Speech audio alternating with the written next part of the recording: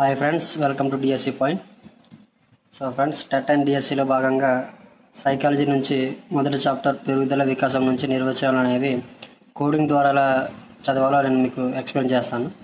So ఈ code ఒకసారి వింటే చాలు మనకు గుర్తుండిపోద్ది. ఓకే, వీలైతే మీరు ఒకసారి స్క్రీన్ షాట్ కానీ లేకపోతే ఎక్కడ రాసుకోవడం చేయండి, మర్చిపోకుండా ఉంటారు. ఓకే, సో చూడండి ఫ్రెండ్స్, ప్రాచీన వికాసాత్మక మనోవిజ్ఞాన శాస్త్ర పితామహుడు అని ఎవరిని అంటారంటే ఎలిజబెత్ తర్లాక్ని అంటారు. అలాగే ఆధునిక వికాసాత్మక మనోవిజ్ఞాన శాస్త్ర పితామహుడు అని జీన్ పియాజే అంటారు. అంటే ఇతను ప్రాచీనమైన వ్యక్తి, ఆధునికమైన వ్యక్తి జీన్ పియాజే. సో వీటిని ఇలా గుర్తుపెట్టుకోవాలి. చూడండి ఫ్రెండ్స్, ప్రాచీన కాలం అంటే మనము ప్రాచీనం అంటే నాగరికతలోకి వెళ్తాము. నాగరికత నుంచి నవీన కాలం వరకు ఉన్న ఏ కాలమైన మధ్యలో ఏ కాలమైనా సరే ప్రాచీన కాలంగా మనం పిలుస్తాం కదా. సో అయితే మీరు సోషల్లో మీకు 7th క్లాస్లో వస్తుంది చూడండి, నాగరికత అనేది వస్తుంది. సింధు నాగరికత అనే చాప్టర్ అయితే మీకు వస్తుంది కదా. సో అక్కడ ఏముంటుందంటే, సింధు నాగరికతలో మహిళలు ఏం చేస్తారంటే వాళ్ళు హారాన్ని ధరిస్తారనమాట. హారాన్ని నాగరికత నుంచి ధరించడం వాళ్ళకి తెలుసు అనమాట. సో ఆ విధంగా గుర్తుపెట్టుకోండి.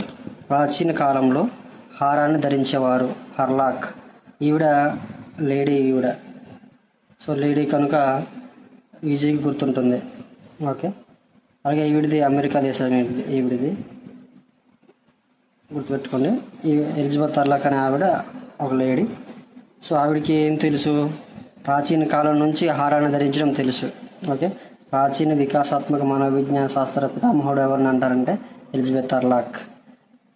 ఓకే, నెక్స్ట్ ఆధునిక వికాసాత్మక మనోవిజ్ఞాన శాస్త్ర పితామహుడు ఎవరిని అంటారంటే జీన్ పియాజే.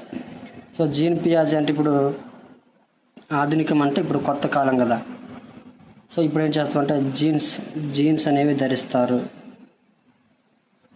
జీన్స్ అనేవి ధరిస్తున్నారు అని గుర్తుపెట్టుకోండి.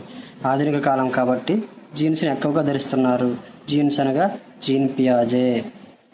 అలాగే పెరుగుదలకి వికాసానికి నిర్వచనాలు అనేవి చూద్దాం. ఇప్పుడు చూడండి, హర్లాక్ క్రో ఇవ్వడం జరిగింది. సో ఇది కూడా సింపుల్గానే మీకు చెప్తాను. హర్లాక్ ఏం చెప్తారంటే పెరుగుదల పరిమాణాత్మక మార్పులు సూచిస్తుంది. అంటే పెరుగుదల అనేది పరిమాణాత్మక మార్పులు సూచిస్తుంది అని చెప్తుంది. అంతే, చాలా చిన్నదే కాబట్టి గుర్తుంటుంది. క్రో ఏం చెప్తారు ఇవిడంటే ఆకృతిపరమైన శారీరక పరమైన మార్పులను సూచించేదే పెరుగుదల అని చెప్తుంది. సో ఇక్కడ క్రో అనగా మీకు ఇక్కడ కోడ్ ఏంటంటే కాకి అని గుర్తుపెట్టుకోండి. క్రో అనగా కాకి అని గుర్తుపెట్టుకోండి. కాకి ఆకృతి ఎలా ఉంటుంది?